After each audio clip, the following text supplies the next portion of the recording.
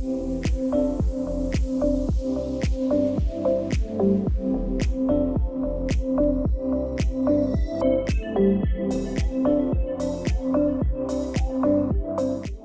is up, guys? I'm Jamie Thurber, and this is the Lifestyle Creation Podcast. Welcome back. Thank you for being here, for listening, for showing up, and for tuning into something not only that I pour my heart into, but also something that I believe can be so beneficial. It's so beneficial to consistently be intentionally filling our brains with things that make us think, or that put us into a different headspace, or expand our horizons, or just keep us focused and motivated. It's such a positive thing for us to do with our time.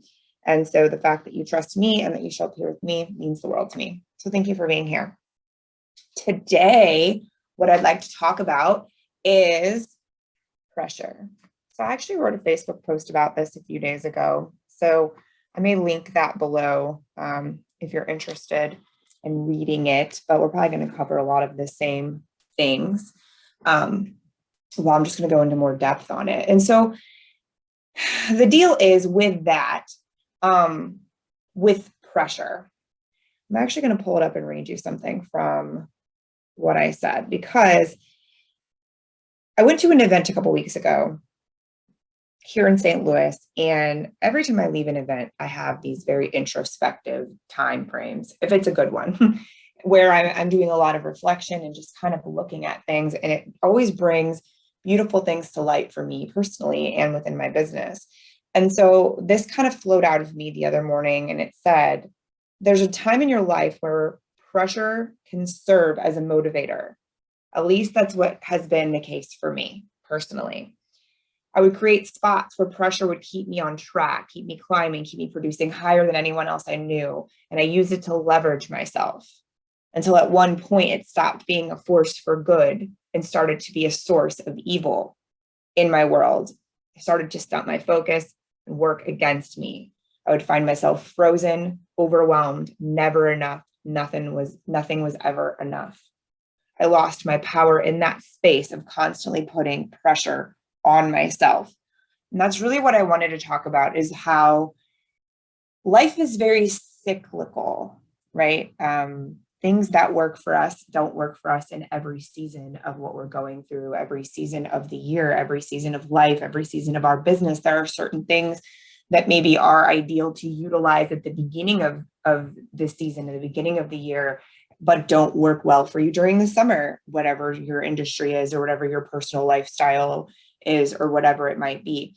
You know, these are just things that we have to be realistic about. And the more we start to notice our own patterns, which I've done a couple of podcasts where we talk about pattern recognition, the more able we are to create, like, here's the deal. All of these things that I talk about, you can use them to become more successful, more profitable, more productive, all of these things. But at the end of the day, the idea for me and what I like to teach people is because I want them to be happier.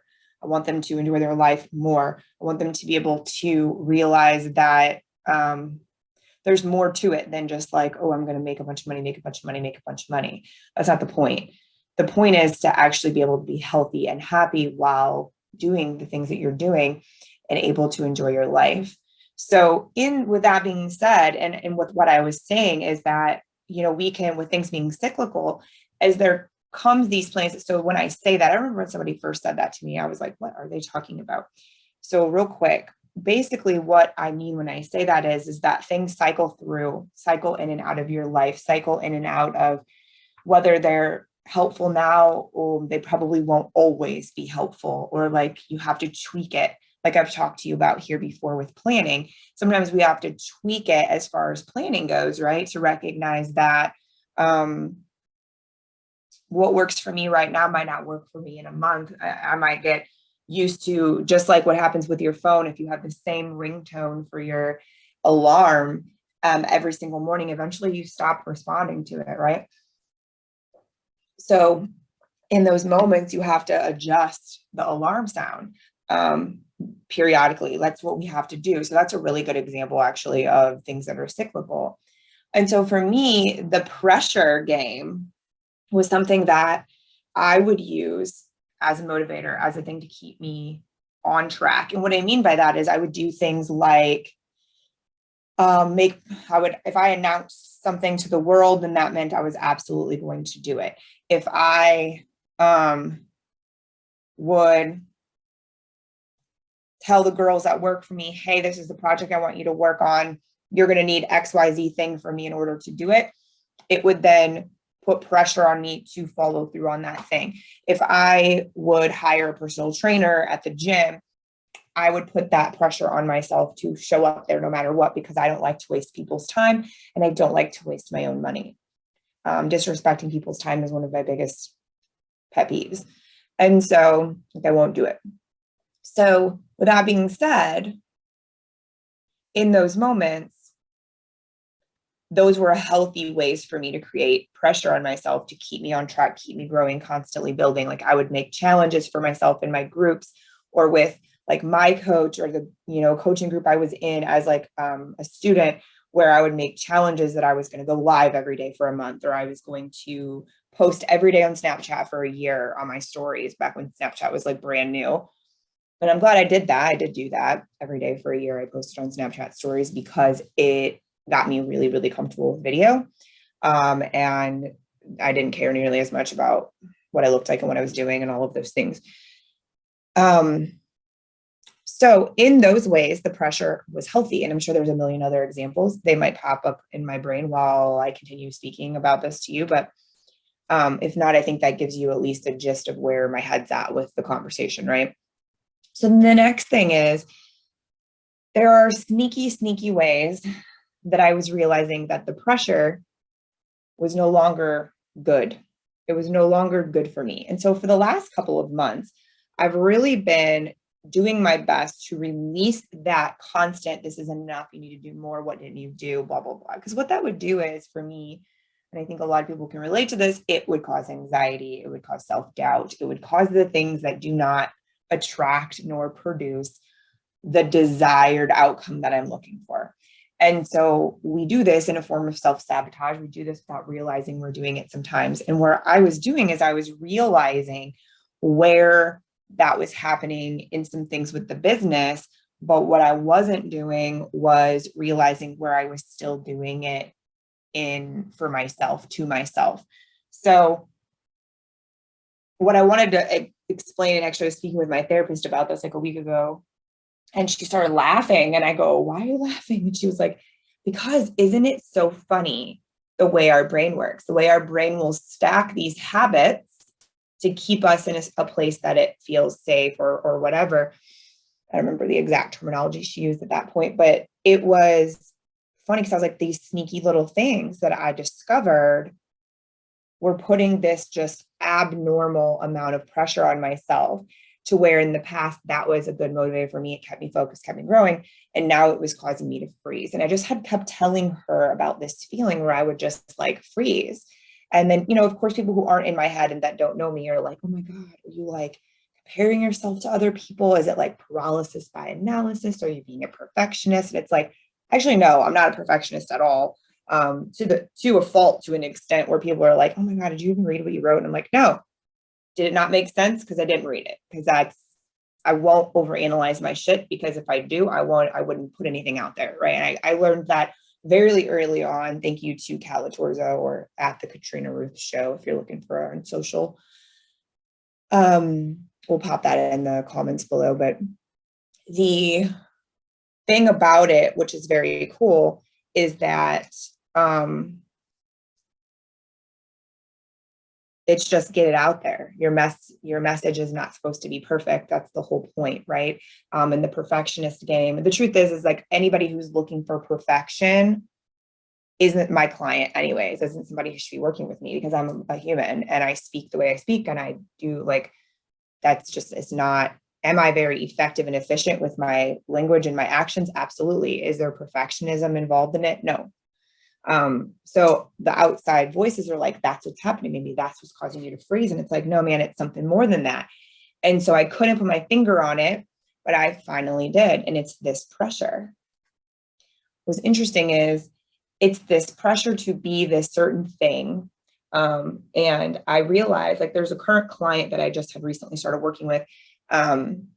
when you first bring in a client that you're managing their business or doing a project with them or whatever, the first few months are tedious, to say the least. It's a lot of work. Getting to know each other, getting to know the system, doing a lot of back work, like discovery. I'm very much like pinky in the brain during that time. I like have this board of all these things and there's all these moving parts. So I'm trying to figure it out. And it becomes a beast, right? In my world. And it was funny because I was sitting there thinking, damn, I'm feeling very overwhelmed. And two things happened. One, I read a post online that Chris Winfield, I believe that's his last name. I'm usually not so great with names, but I'm pretty sure that's who it was. Posted something quoting a thing that Marie Forleo. I love that he's like, my friend Marie Forleo. And I'm like, well, aren't you the freaking coolest guy I know? Like, who's friends with Marie Forleo? I want to be.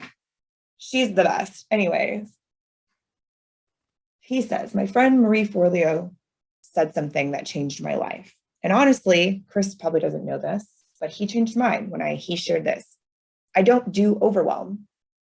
And I thought, well, fuck, isn't that special? Because I believe that words carry merit. Words matter. Words are heavy if you want them to be, but they pack a punch.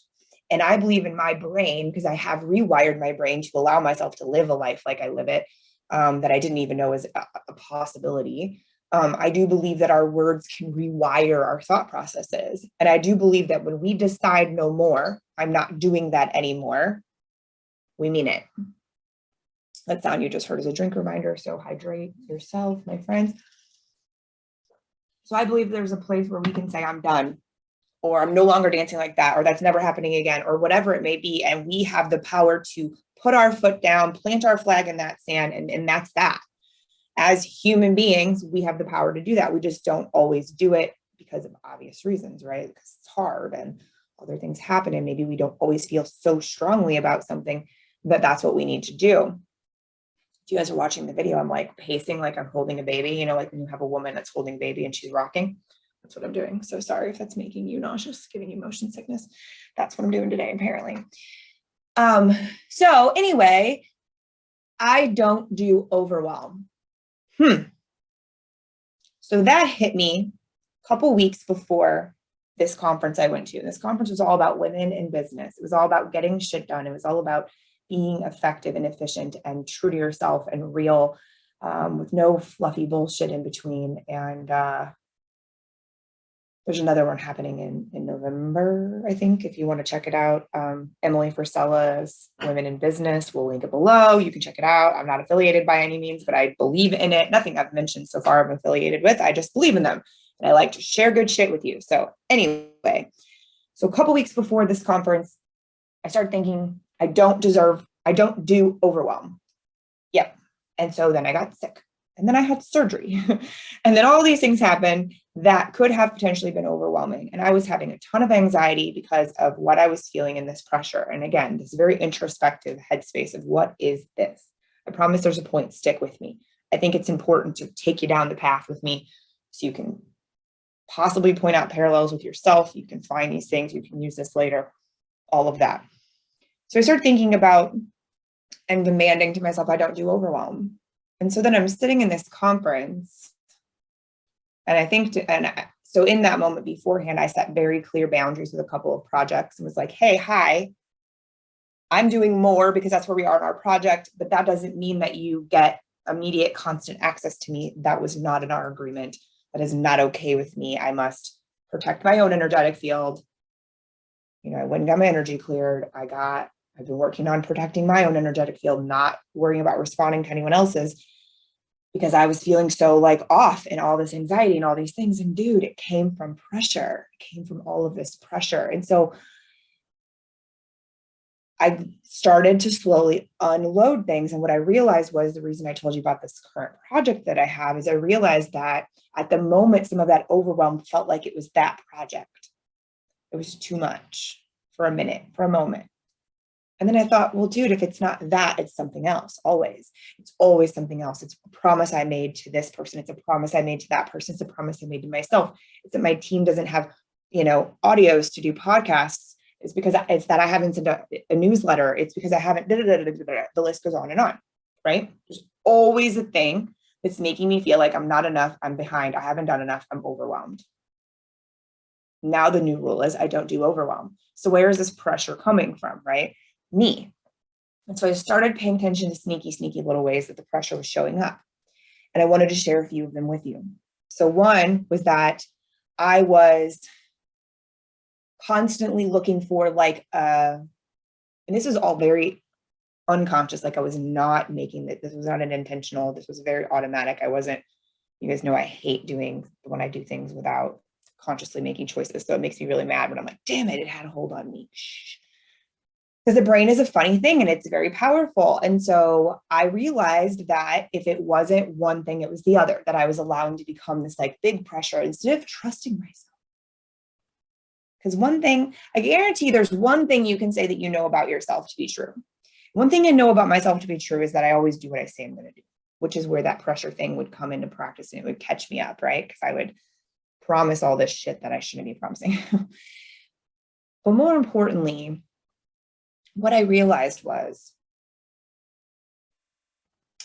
I was causing this anxiety to be bigger and heavier. And I was letting myself wake up in the morning and focus on tasks. What didn't you do? What do you need to do? Oh my God, you're behind. What if this person thinks you didn't do this thing? Blah, blah, blah, blah, blah, blah, blah. But what I know to be true is that I always do what I say I'm going to do. I don't let people down. In my business specifically, that doesn't happen, right? They get what they ask for. I over deliver. These timelines in my brain or no one else's timelines besides mine. And so what did I do with that? I don't do overwhelm, right? So I took it off the table and I told myself, every morning I'm working on my energy and myself because my health is so important and it does get pushed to the wayside. It's the constant battle that I fight because I want to ignore the fact that I don't feel well, and then I ignore it and I feel worse. It's a great time. Just kidding. We're working on it. That's not what we're doing anymore. So what I do in the morning now, and my mind would immediately want to grab my phone and do the things. And what's funny is I got really good about never grabbing my phone for years now. I don't grab my phone in the morning and start looking at work stuff for social media, even because it's blocked. I have an app that blocks it. But I would start doing it in my head. And so I started to realize, okay, we're not going to do that anymore, Jamie. It's not what we're doing. So when my brain would go there, I'd say, you'll get it done. Not now. And then I'd go, how are you feeling, body? Look at you. It's going to be a great day. And I'd start thinking my intentions for the day versus writing them because I was still, 20 minutes away from getting to a place where I could sit down and write my intentions out in my journal, which is a practice I've done for years. But by the time I would get to the practice of the journal, my head, I'd already be so freaking anxious and overwhelmed. So what do? I shifted it because cyclically, that was no longer working with me. It had run its cycle. I had run its course, and it was time for me to do something else. And so the pressure of I didn't do, you better remember, came from me not trusting me. Because here's the deal. I have lists. I have a team. I have a project management system. I have a planner that I actually have two planners, to be honest with you. I have one that's for the day-to-day, and that's from the Paper and Plan Co. I have one that's for the month and the week, and that is my Passion Planner that I've been using Passion Planner for 7 years. And I've been using this Paper and Plan one for a couple of years now since she came out with the company in 2020, I think. So I had 21 and then this year. So I have all of these tools. So why in the hell am I putting pressure on myself as though I don't have tools to track my shit? It's a game. This is a game. Why are you doing this to yourself, right? And it was that simple. That's the creepy part. Sometimes we think it's got to be this big mountainous thing that we have to overcome. And now granted, this isn't easy and I'm going to keep explaining why, but what a sneaky little bitch that this has been, right? To show up here and say, pressure, overwhelm, anxiety. You're not enough. When I can just trust myself. Now, granted, I believe there's a space, and I've been through this space of discipline. I've been through the space of creating discipline in myself, trusting, believing, setting up the systems, doing all that work, right? Now, if that's not something that you feel confident in and you need to talk about it, that is my forte. Let's have a conversation. But for the sake of this conversation, let me explain that you probably already have a lot of things in place. You just need to slow down, look at them, make them more simple, and trust it. let it work. A lot of times we have systems, we just don't actually let them work, which then we never are confident in them, blah, blah, blah. The cycle continues, right? And so I just trust myself. I'm like, okay, all of this is coming from not trusting me.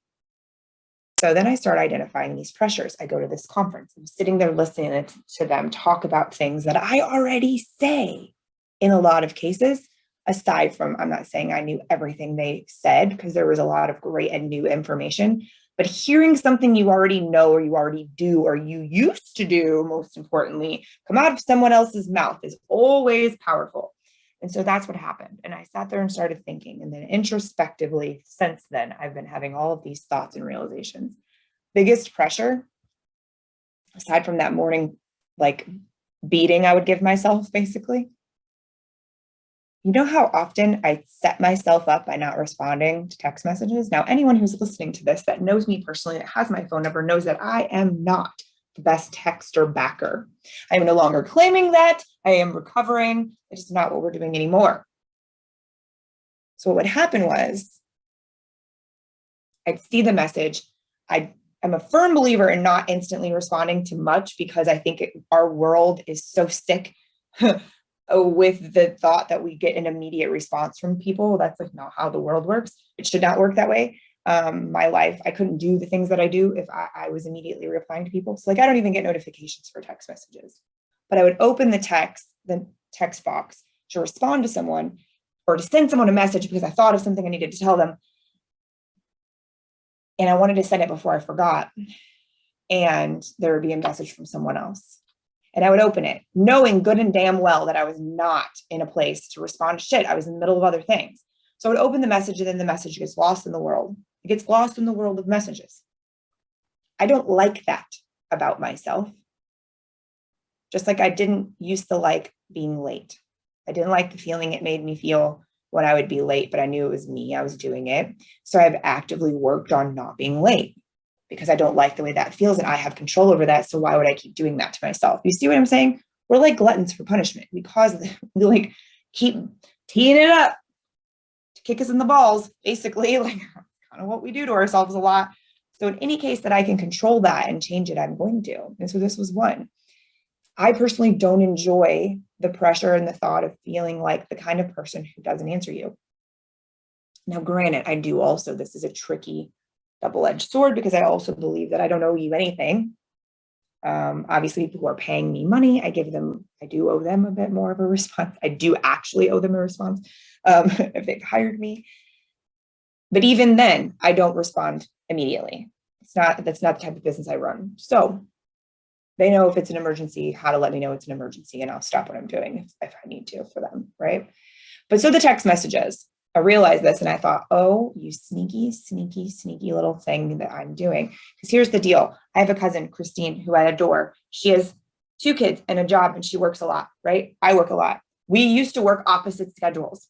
So it was difficult for us to communicate, because she also is a big texter, right? I used to be, and then I realized it keeps me from getting stuff done. You hear that snoring, and it's my very small dog who snores like a grown man, and I'm sorry. Mia. I mean, it's outrageous how much she snores. She is 19 pounds and snores like louder than her father, who's 250-pound man. Anyway, so Christine is a texter. I used to be a texter. I had to stop being a texter because it would take away. There's 2 reasons I stopped being a texter. I didn't get anything accomplished during the day. And secondly, I have carpal tunnel.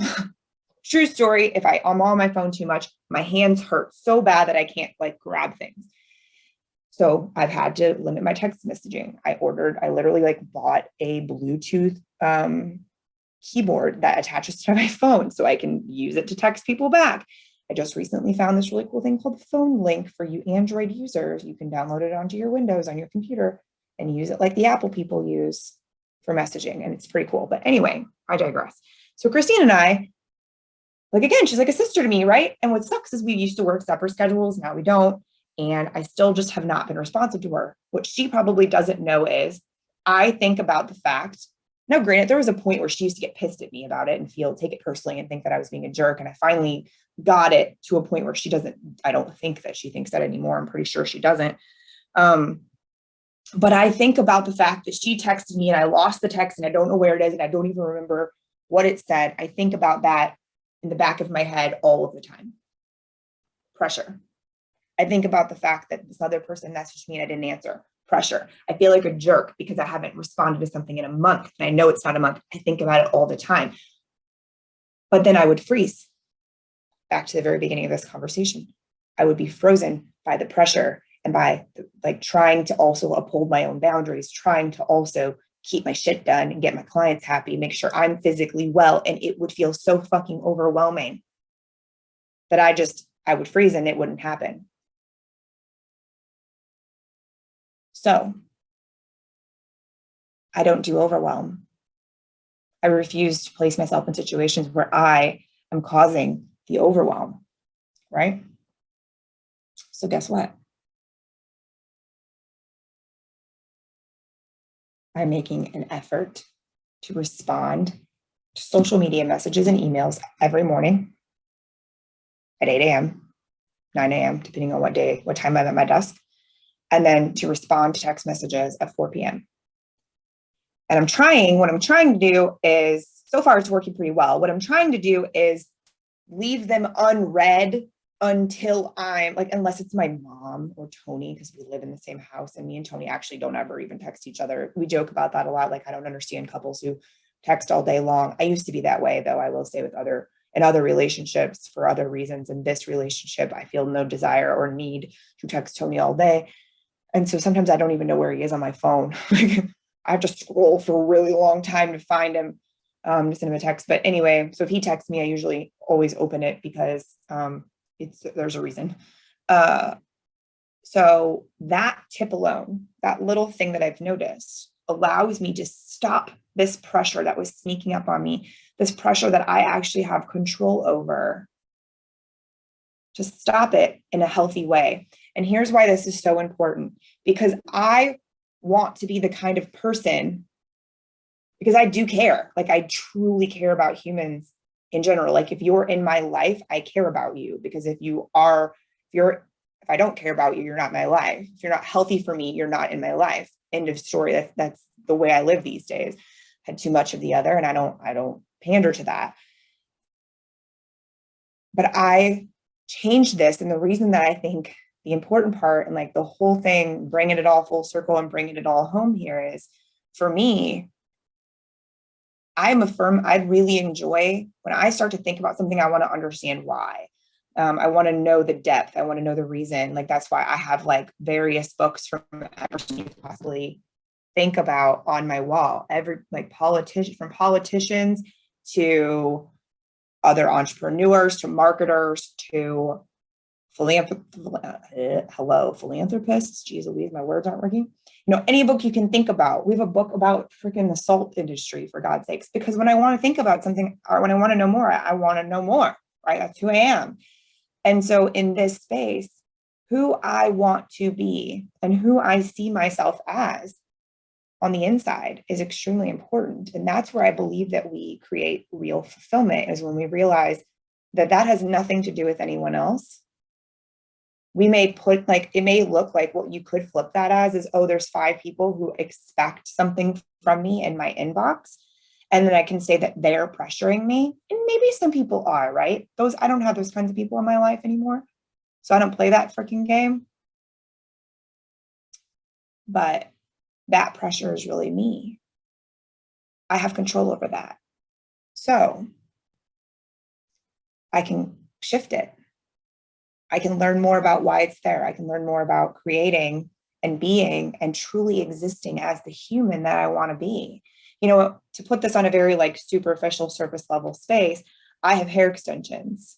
You can see me on the video. You can see my hair. I used to have big, long, it was very red. So it was like my mermaid hair. It's still mermaid. It's just not as red. I got my hair this way because this is what I saw in my head. The version of me in my brain looked like this. This is what her hair looked like. Now my hair is like not that long and it's not that thick. I mean, it's longer, but it's not that thick by any means. There's no way that it's ever going to look like this on its own. And so I did what I had to do to create that for myself, because I wanted to look and feel and be the way that I looked and felt in my head.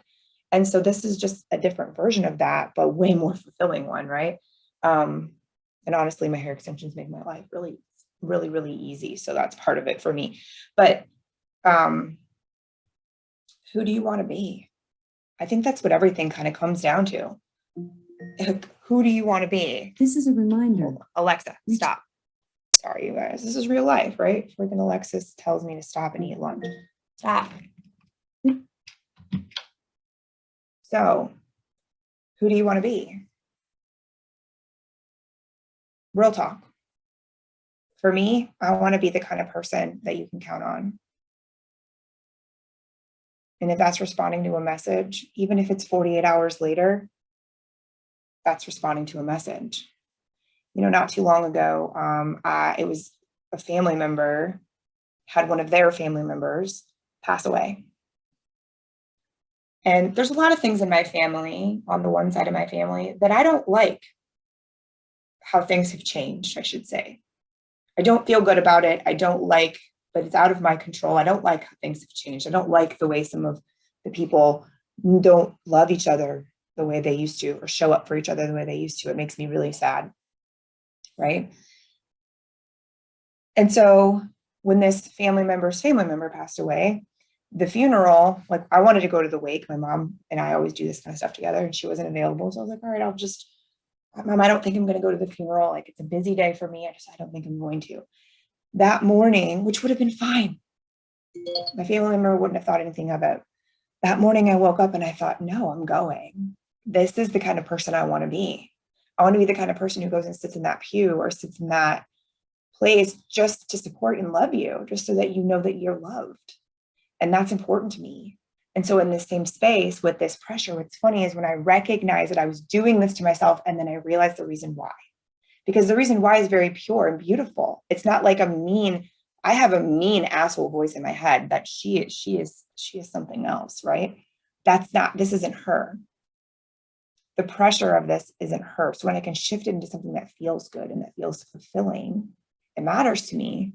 That's beautiful. And the other part is, does that mean I'm going to be perfect at this? No pressure, no overwhelm? No, absolutely not. None of us are perfect at anything ever. Especially not all of the time. So does that mean that I'm never going to be overwhelmed again? No. But does it mean that I'm able to be like, wait, I don't do overwhelm. This is not what we're doing, and shift it faster? Absolutely. Does that mean when I start to notice that feeling, now that I've identified that feeling of that pressure inside of me that I can control, I can feel it coming and I can identify it. What can I change? How can I shift out of this quicker? And that's the beauty. That's what I love about this work. That's what I love about sharing this with you. I hope you guys are enjoying some more of the depth that I'm sharing in these past few episodes, because my goal is, and my hope is that it comes across and you listen to the full episode and you fully get that, the whole story, because that's the point.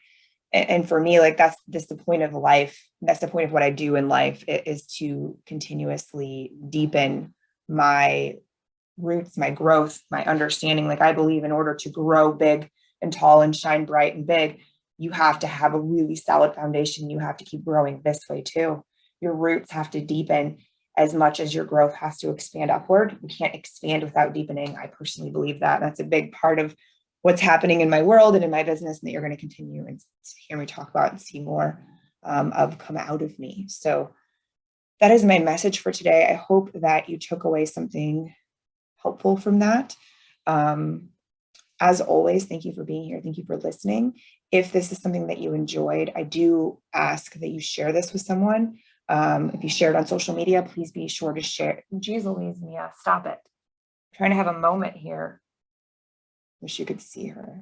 She's doing that dog thing with like lay upside down and they look possessed, but they're sleeping.